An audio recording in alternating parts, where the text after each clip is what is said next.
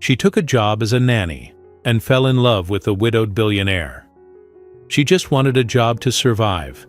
But when she became a nanny for a widowed billionaire, she never expected to fall in love or discover he might be her father.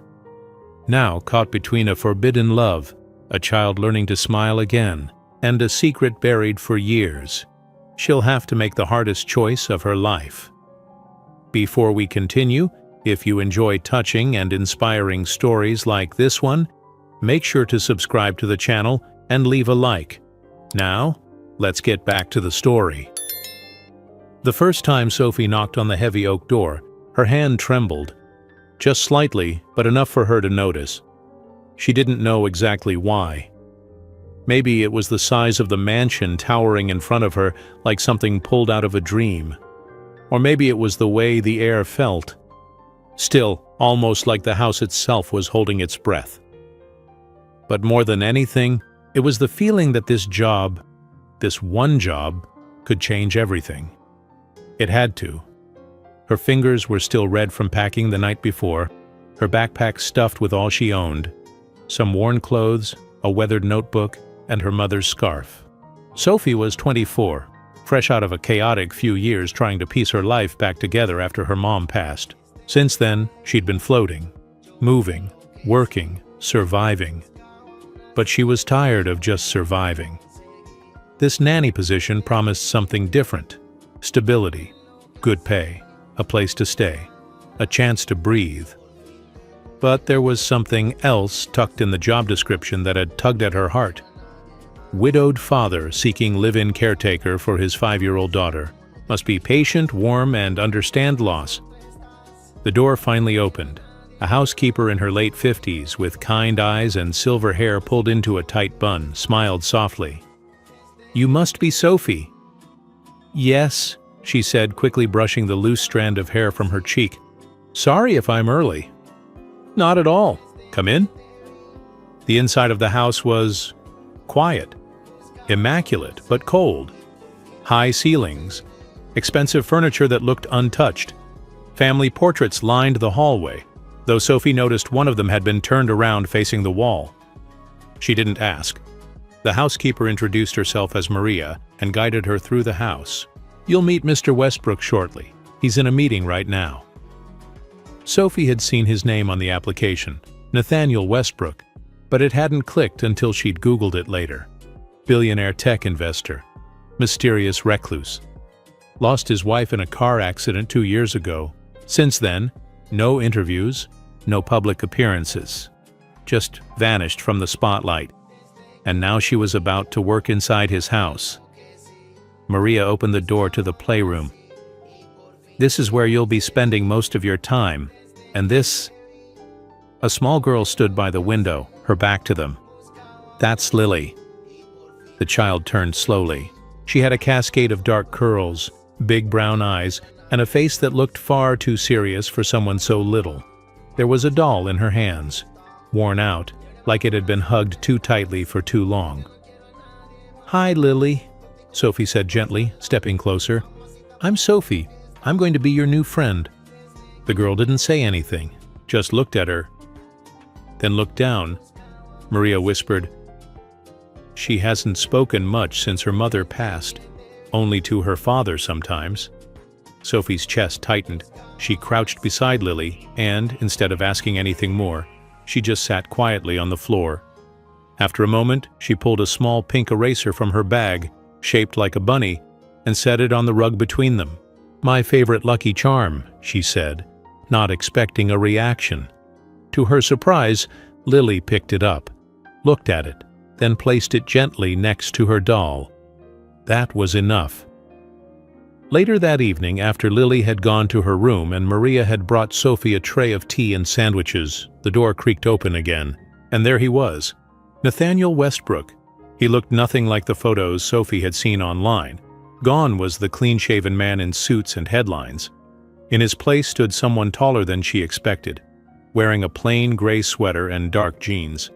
His face was tired, not just from lack of sleep, but from something deeper. Grief clung to him like an old coat he'd stopped trying to take off. "You're the new nanny," he said, his voice low and steady. Yes, she nodded, standing quickly and brushing the crumbs from her lap. Sophie. He studied her, not in a condescending way, but like he was trying to see if she could be trusted. Then, to her surprise, he said quietly, "Did Lily speak to you?" "Not exactly," Sophie admitted. "But she took my bunny eraser. I think that's a start." He gave a small, almost imperceptible nod. "She hasn't let anyone near her since Elise died. The last nanny left after a week." Sophie swallowed the lump in her throat. "I won't leave." Nathaniel's eyes met hers for the first time, and for a second the walls he had built so carefully around him cracked, just a little. He nodded again. "Good. Breakfast is at 8. Lily likes pancakes. Welcome to the house, Sophie." She didn't realize until he was gone that she'd been holding her breath. That night, Sophie lay in the small but cozy guest room, listening to the ticking of a clock she couldn't see. Somewhere down the hall, a father and daughter were grieving in silence, and she couldn't help but feel the weight of all that had been lost inside these walls.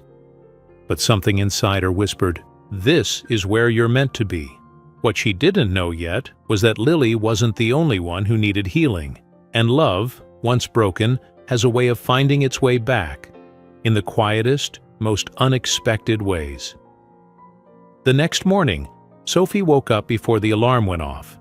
The room was still dark, except for the soft glow from the hallway. She sat up, pulled her sweater tighter around her shoulders, and stared out the window. It had rained during the night. Now the world outside looked washed, clean but heavy, like it was starting over. She made her way to the kitchen where Maria was already preparing breakfast. The scent of pancakes filled the air. "Lily likes them shaped like animals," Maria said, flipping one with practiced ease. "I usually do bunnies or bears. She smiles sometimes when they look silly." "I'll remember that," Sophie said, tying her hair into a loose bun. "Anything else she likes?" "She draws a lot. Always with crayons, mostly her mom." Sophie nodded, her chest tightening again. "Does she talk about her?" Maria hesitated. "Not really, just draws her, and watches the front gate." Before Sophie could ask more, a small thump echoed from down the hall, the soft sound of bare feet against hardwood.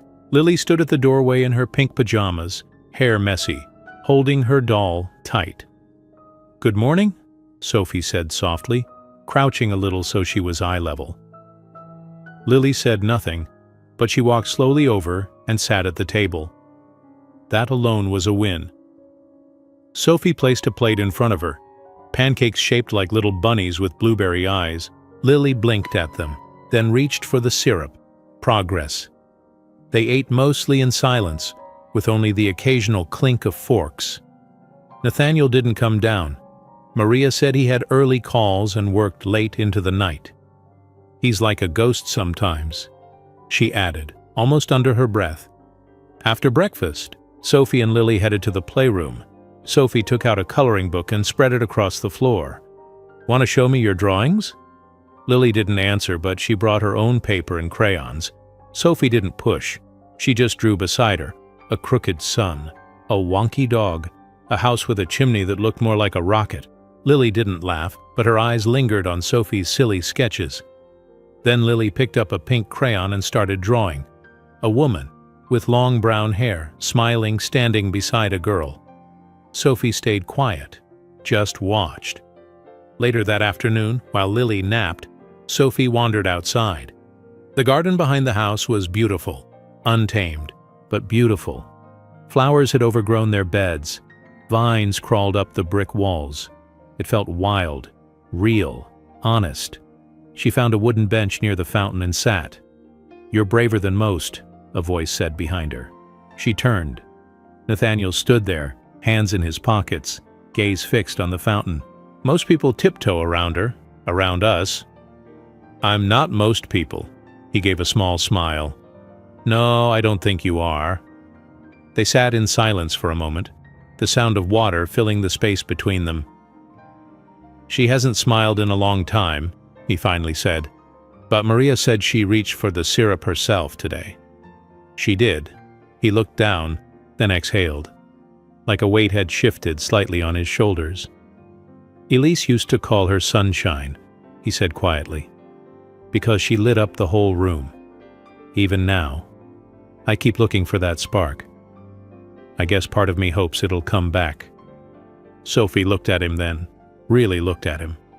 Beneath the layers of grief and fatigue, there was a man holding on with everything he had, to his daughter, to the past, to the pieces of his heart that hadn't shattered completely. I think, sometimes the spark doesn't disappear, she said softly. It just waits. For the right moment, the right person. Their eyes met again. But before anything else could be said, a voice called out from the house. Small, tired. "Daddy?" Nathaniel was up in an instant. "Coming, sweetheart." Sophie watched him walk away, arms outstretched for his daughter, and felt something stir inside her. Something warm. Not romance, not yet, but maybe the start of something. That night, Sophie lay in bed staring at the ceiling. Her phone buzzed once. A message from her roommate back in the city. "How's the billionaire life?" she smiled, then typed back, "He's grieving, she's healing, and I think I'm supposed to be here." What she didn't write, what she couldn't quite put into words, was that she'd felt more seen in the last 24 hours than she had in years, not just because someone looked at her, but because someone needed her. And that kind of connection, it changes you. But sometimes when you open your heart to someone else's pain, you risk exposing your own. And Sophie was about to discover that her past wasn't as far behind her as she thought. Sophie found herself falling into a rhythm. Every morning started with bunny-shaped pancakes, quiet glances from Lily, and long, careful walks in the garden. She stopped trying to make Lily talk, and that was when the girl started trying. Just little things, pointing, nodding. One morning, she whispered the word juice. Sophie nearly cried. Nathaniel, though, remained distant. He was polite, grateful even, but always guarded.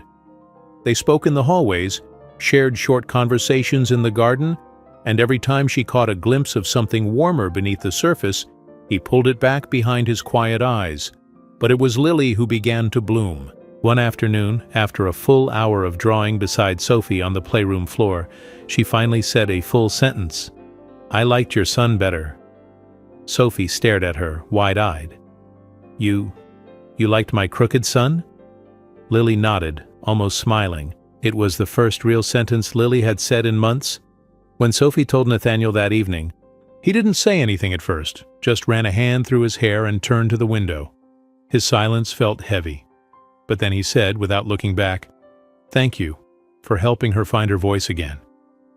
"She's finding it on her own," Sophie said softly. "I'm just here." He turned to face her then, eyes a little shinier than before.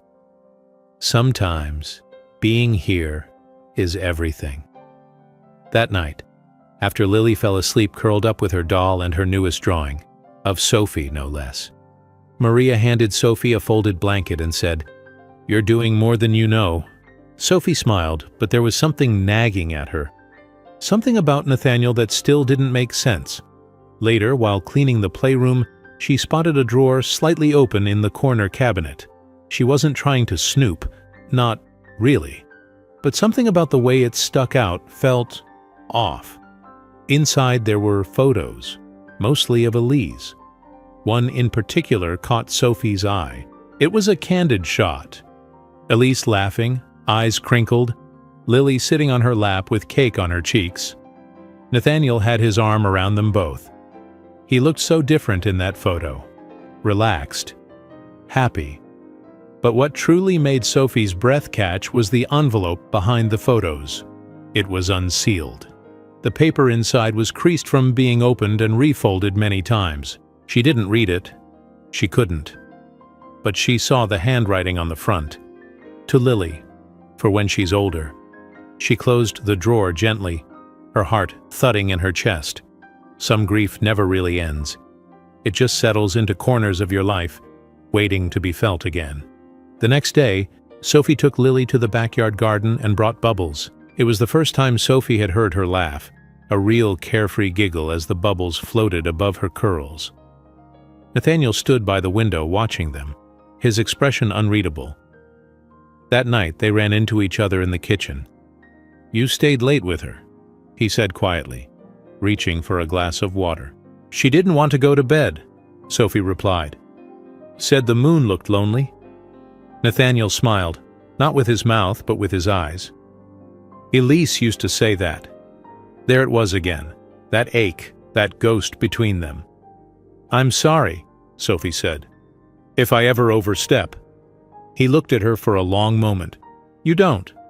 You're the first person she's connected with since everything. You're not overstepping. You're helping." She looked down, unsure of how to respond. But then he asked unexpectedly, "Can I show you something?" Sophie followed him upstairs, past Lily's room, to a door at the very end of the hall. It creaked as he opened it. Inside was a room that hadn't been touched in years. Books, a half-painted canvas, a pair of slippers by the reading chair. "Elise's studio," he said. "I haven't been in here since the funeral." Sophie stepped inside slowly. The room smelled faintly of lavender and paint. She touched nothing, just looked. "She was an artist?" she asked gently. "Mostly as a hobby," he said. "But she was good, really good." There were drawings of Lily on the wall, and one unfinished piece, a pencil sketch of Nathaniel holding Lily on his shoulders, smiling. "I keep telling myself I'll finish it," he said, "but I don't think I ever will." Sophie turned to him. "Maybe it's not meant to be finished. Maybe it's meant to be remembered." He looked at her then, differently this time, with something softer, something almost unspoken. But before either of them could say more, a sound echoed from Lily's room, a soft cry. They both turned and rushed down the hall. When they opened the door, Lily was sitting up, sweating, tangled in her blankets. "Nightmare," she whispered, shaking. Sophie went to her instantly, wrapping her arms around her, stroking her back. "It's okay, baby girl. I'm here. You're safe." Nathaniel knelt beside them, brushing Lily's curls from her forehead. "Daddy's here too." Lily clung to both of them, one small hand gripping Sophie's shirt, the other wrapped around her father's. In that moment, they weren't a grieving family with a stranger in their house. They were something more. Something that felt a lot like home. But just as Sophie started to feel herself sinking into that warmth, into the idea that she might finally belong somewhere, her phone buzzed on the nightstand. One new message. Unknown number. "We need to talk. It's about your mother." And just like that, the past Sophie had worked so hard to bury began knocking at her door. Sophie stared at the message for minutes before the words made sense. "We need to talk. It's about your mother." No name, no context, just a storm sent straight to her phone. She tried to shake it off, but even as she tucked Lily back into bed and turned off the lights, the message echoed in her chest like a warning bell. The past didn't just knock, it kicked the door down. Back in her room, she hesitated, then texted back, "Who is this?" Nothing, no reply. The typing bubble popped up once, then vanished. She tucked her phone under the pillow and lay awake for hours. The next morning, Sophie forced a smile as she walked into the kitchen. Lily was already there, sitting at the table, quietly coloring. Nathaniel stood by the counter, sipping his coffee. "Rough night?" he asked gently, noticing the dark circles under Sophie's eyes. "Just didn't sleep well," she said, brushing it off. He didn't push, but his eyes lingered a little longer than usual. Lily held up her drawing, 3 stick figures holding hands beneath a sun that actually looked pretty normal this time. Sophie blinked at it. "Is that us?" Lily nodded proudly. "It's me, you, and Daddy." Sophie felt something catch in her throat. Nathaniel smiled, a genuine one this time. "She's never drawn anyone with her since Elise." Lily grinned. "You make me feel happy again." The words were simple, innocent. But to Sophie they landed like thunder. She crouched beside Lily, brushing a curl from the little girl's cheek. "You make me feel happy too." The warmth of the moment was broken by a buzz in Sophie's pocket. Another message, unknown number. "We're not done. I have something you need to see." Nathaniel noticed her expression shift. "Everything okay?" "Yeah," she lied. "Just a friend being weird."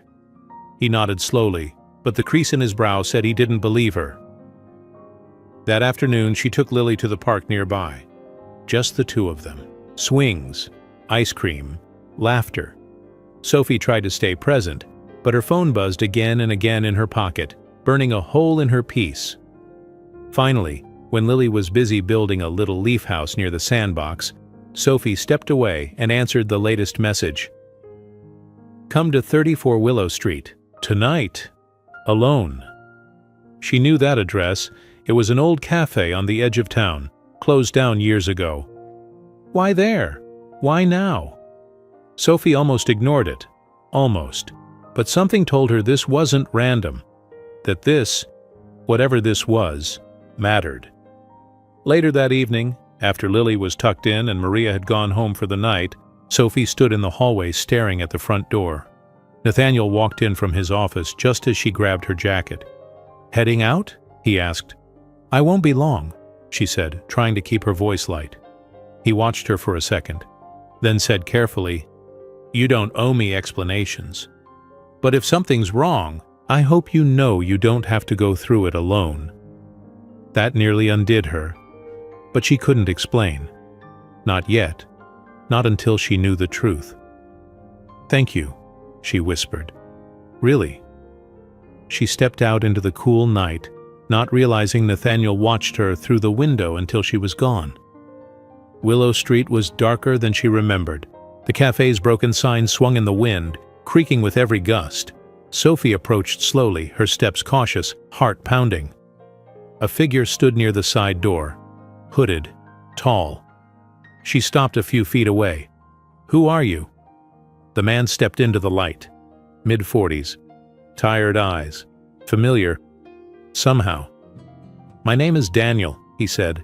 "I was your mother's lawyer." Sophie froze. "What? Why are you—" "She's been gone for 2 years." "I know," he said, pulling out an envelope. "She asked me to give this to you after she passed, but I couldn't find you. You disappeared." I didn't want to be found," she whispered, taking the envelope. "I understand," he said. "But she wanted you to have this, and to know the truth." Sophie looked at the envelope. Her name, written in her mother's looping handwriting. Her chest tightened. "What truth?" Daniel hesitated. Then, softly, "Your mother knew Nathaniel." Sophie's world tilted. "What are you talking about?" "They met years ago, before he married Elise. It was brief, but real. She never told him about you, said he was already on a different path, that it would ruin his life." Sophie's blood went cold. "You're saying, Nathaniel—" "I don't know for sure," Daniel said. "But your mother believed he was your father. She never had the heart to tell either of you." Sophie stumbled back a step. "No, that can't be true." "I'm not saying you have to believe me," Daniel said. "But read the letter. She explains everything. I kept my promise to her. That's all I came to do." And just like that, he was gone, swallowed by the shadows of the street. Sophie stood there, frozen, the letter shaking in her hands. The world she had carefully built, this fragile sense of purpose and peace, suddenly felt like it had been built on sand. She walked back home slowly, the letter clutched tightly in her jacket pocket. She didn't read it. Not yet. She couldn't. But when she walked inside and saw Nathaniel sitting in the living room, reading one of Lily's books, his face relaxed, his body warm in the glow of the lamp, she felt like the air had been knocked from her lungs. What if it was true? What if the man she was slowly falling for was the one man she could never be with? And even worse, what if he had no idea? Sophie barely slept. The letter sat on her desk all night, untouched. She kept glancing at it like it might catch fire on its own. The weight of it, the possibility inside it, was almost unbearable. What if it changed everything? What if it didn't? By sunrise, the birds chirped as if the world was normal. But Sophie didn't feel normal. She felt like she was walking on a wire. One wrong step and everything below her would shatter. Lily's laughter pulled her back from her thoughts. Downstairs, the little girl ran through the hallway in socks, her arms stretched out like airplane wings. "Faster! Faster!" she giggled, as Nathaniel pretended to chase her with exaggerated stomps. Sophie paused in the doorway watching them. Nathaniel scooped Lily up and spun her in the air. She squealed with joy, her curls flying. Then he set her down gently and said, "Go finish your drawing so Sophie can see it." Lily rushed off, leaving the two of them alone. Nathaniel turned to Sophie, slightly breathless. "She's having a good morning." "She's glowing," Sophie said with a quiet smile. "I've never seen her this free." "Neither have I." He looked at her, and for a moment, there was that same warmth in his gaze, a feeling that had grown between them like roots beneath the surface. Unseen, but alive. Sophie opened her mouth. She wanted to tell him about the letter, the man in the alley, the impossible truth. But she froze. How could she say it? "Hey, there's a chance I might be your daughter. Also, I might be falling for you." No. She needed proof. She needed clarity. She needed time. So instead she said, "Do you mind if I take the afternoon off? Just a couple of hours." Nathaniel's brow furrowed. "Of course. Everything okay?" She nodded quickly.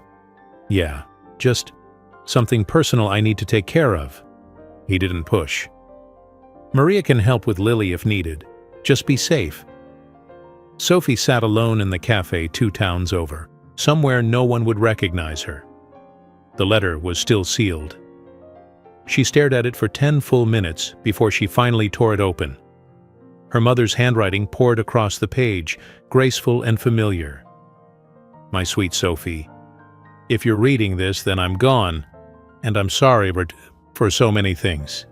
There's a truth I carried all your life, one I never knew how to say. Nathaniel Westbrook. He might be your father. I met him before he became who he is now. He was kind, a dreamer, but we weren't meant to last. We had one perfect night. A goodbye. I never told him about you. I didn't want to interfere with his life, especially when I found out he'd met someone else. Maybe I was selfish. Maybe I was scared. But you deserved more. And he deserved to know. If you ever find yourself near him, tell him. Or don't. I trust your heart.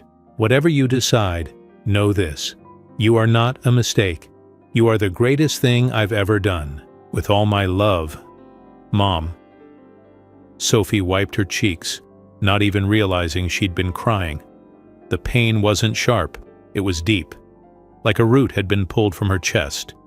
She folded the letter, slid it into her bag, and sat there for a long time, watching the people around her live lives that felt simpler than her own. She couldn't keep this secret forever. But if she told Nathaniel now, it could ruin everything. Especially now that Lily trusted her, loved her, and Nathaniel. God, she was starting to feel it too. The way he looked at her when he thought she wasn't watching, the way his voice softened around her. There was something there. But if this letter was true, then none of it could ever happen.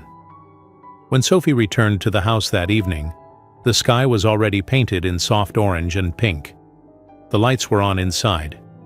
She opened the door quietly and heard laughter echoing from the living room. Lily was playing with Nathaniel on the floor, building a Lego castle. When she saw Sophie, she jumped up. "Sophie, look what we made!" Sophie knelt beside her. "That's amazing! You even added a drawbridge!" Nathaniel smiled. She insisted. "Because princesses need to be able to leave the castle too," Lily said proudly. Sophie laughed. Smart girl. Nathaniel's eyes met hers, and something passed between them again. Something careful and aching. Later, after Lily fell asleep and Maria had gone home, Nathaniel offered Sophie a glass of wine. They sat outside in the garden, under the stars. Silence settled between them like a blanket. Not awkward, but honest. She talks about you all the time now, he said softly. She calls you her favorite. Sophie smiled, her fingers around the stem of the glass. She's mine too. Nathaniel looked at her, eyes flickering with something he wasn't sure he should say. I don't think I've thanked you properly, for everything. For helping her. For helping me.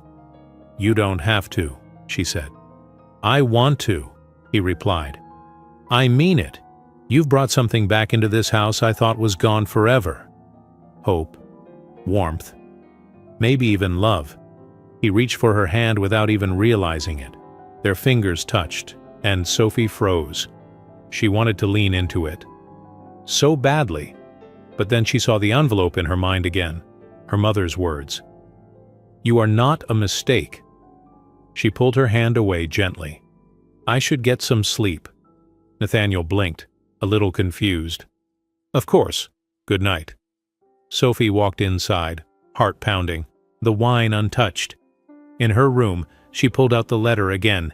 She knew what she had to do. She couldn't stay in that house another day without telling him the truth. Tomorrow. Everything would change.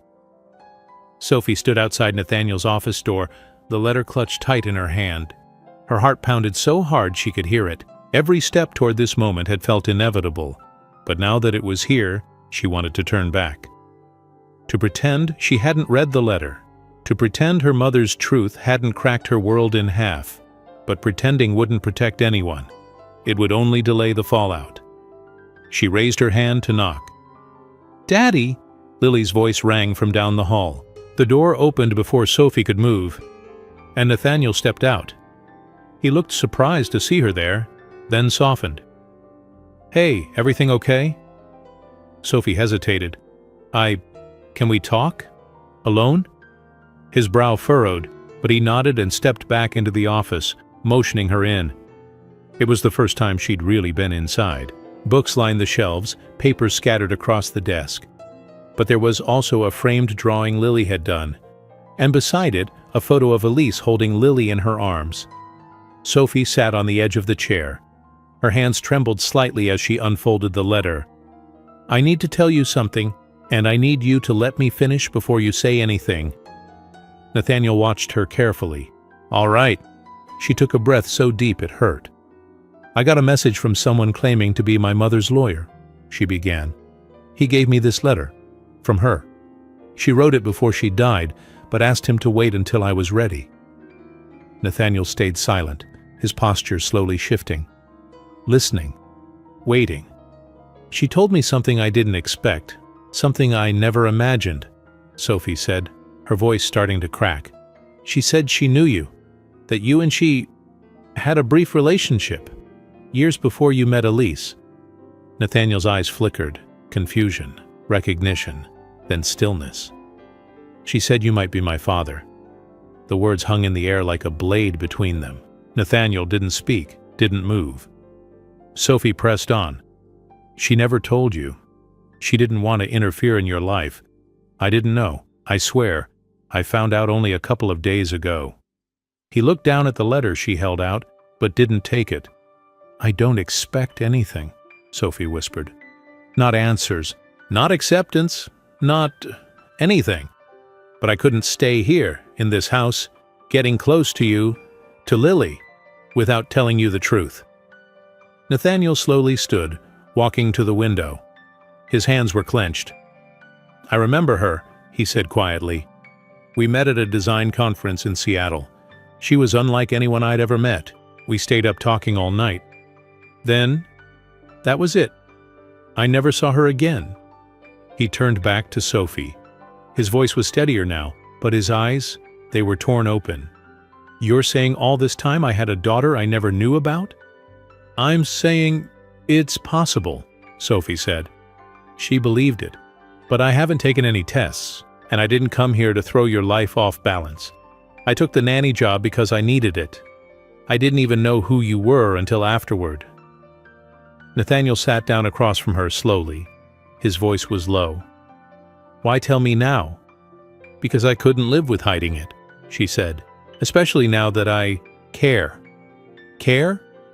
She looked away, eyes burning. About Lily, about this family, about you. The silence that followed was unbearable. Then he said, Do you want to take a test? Sophie blinked. What? A DNA test, he said quietly. If this is true, we deserve to know, and so does Lily. She nodded, stunned. But, Nathaniel added, until we do, I need space. It hit like a punch to the stomach, but she understood. Of course. He stood again, rubbing the back of his neck. You've been incredible with Lily. I don't want her to lose you, but I need time to figure this out, to feel it. Sophie stood too, the air heavy between them. I'll stay at a friend's tonight, just for now. He nodded slowly. Thank you, for being honest. She walked to the door. Before stepping out, she turned back. I didn't plan any of this, Nathaniel, but I meant everything I said. He didn't answer, and when Sophie left the room, she felt like her heart stayed behind, sitting on that chair, still hoping for something she couldn't name. That night, Sophie lay on her old roommate's couch, staring at the ceiling. The room was cold, the cushions stiff, but it wasn't the furniture that made her feel out of place. It was the emptiness. She missed Lily's tiny laugh, the way she'd started to hold Sophie's hand without thinking, the way she whispered "stay" at bedtime. She missed Nathaniel's quiet presence, his strength, the gentleness he tried so hard to hide. The feeling she'd started to believe was more than comfort. It hurt more than it should have, and that's how she knew. She wasn't just afraid of losing the job. She was afraid of losing them. Back at the Westbrook home, Nathaniel stood in the dark hallway outside Lily's room. She was asleep, curled beneath the blanket, the drawing of Sophie still taped to her headboard. He leaned against the wall and stared at the ceiling, the letter from Sophie in his hand. Could it be true? Could the woman who helped bring his daughter back to life actually be his daughter? And if she wasn't, if the letter was wrong, then why did his heart ache like it was already broken? Everything was unraveling, and the truth was coming for all of them. It rained the day the DNA test came back. Sophie sat in a quiet corner of a bookstore cafe, the envelope resting untouched on the table, just like her untouched tea. Her fingers trembled slightly as she picked it up. So much depended on the thin piece of paper inside. A yes would mean a line she could never uncross. A no would mean everything she had felt over the past few weeks. Every moment with Lily, every look from Nathaniel hadn't been wrong. It would mean her heart was safe, but it would also mean she wasn't his daughter. She opened the envelope, read the words, then slowly let out a breath she hadn't realized she was holding. Not a biological match. Her eyes filled with tears, not from sadness, from relief, from confusion, from the kind of emotional release that hits when every possibility has lived in your mind for too long. She wasn't his daughter, but she had still found something inside that house that felt like family, and now, maybe, she could hold on to it. Sophie returned to the mansion just as the rain lightened into a mist. The driveway was slick, the trees dripping. Maria opened the door before she could even knock. He's home and waiting. Sophie stepped into the house, her heart thudding in her chest. The walls looked different now. Warmer, not because the lighting had changed, but because of what they'd all shared here. Nathaniel stood in the living room near the fireplace, holding the same letter Sophie had given him days ago. Their eyes met. For a second, neither of them spoke. Then Sophie said, softly, I got the results. His jaw tensed. And? She stepped closer. It's not true. I'm not your daughter. His eyes closed. not from disappointment, but from sheer emotional weight lifting off his shoulders. He looked up at her again, and this time there was no hesitation. Just him and her, in the silence of the room where everything began. "I didn't know what I wanted the answer to be," he admitted. "But when you left, the house felt wrong. Lily kept asking where you were. I didn't know what to tell her."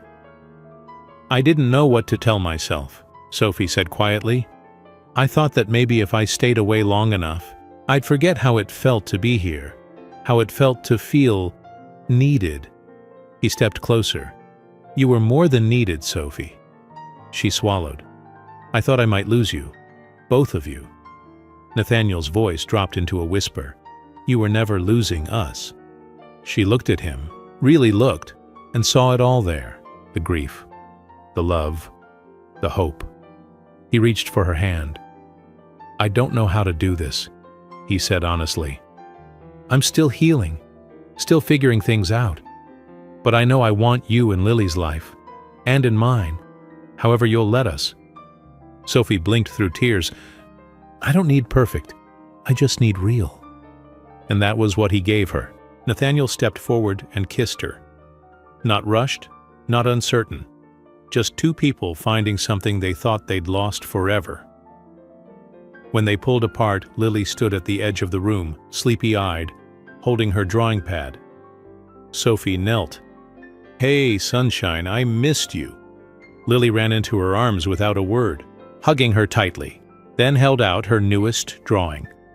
3 people. Again. But this time she'd added a heart in the middle.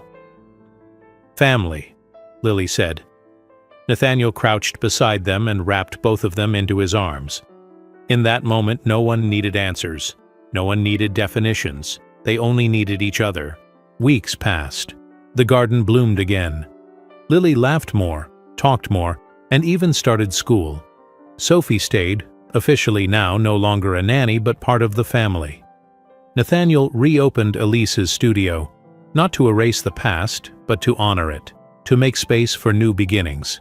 One evening, Sophie sat beside him under the stars, Lily already asleep upstairs. Nathaniel handed her a small velvet box. Her breath caught. Inside was not a ring, not yet, but a locket. Inside the locket, a tiny sketch Lily had drawn. A family beneath a sun. She said, "You're her sunshine," he said softly. "She's not wrong." Sophie held the locket close. "You're both my light too." They stayed like that for a while. No need for promises or perfect endings. Just the kind of love that's born from pain, grown in trust, and healed in truth. Months later, Sophie stood in front of a small group of kids, volunteering at a local center for children who'd lost parents. Lily sat beside her, drawing in her lap. Nathaniel watched from the doorway, proud, peaceful. Sophie smiled and told the kids, "Sometimes, life doesn't give us the family we expect, but it always gives us chances, little windows, to choose love, to choose healing. And when we do, something beautiful happens." She looked at Lily, then at Nathaniel. They had all chosen love, even when it was the harder thing to do. The end. What about you? Have you ever loved someone you weren't sure you were allowed to?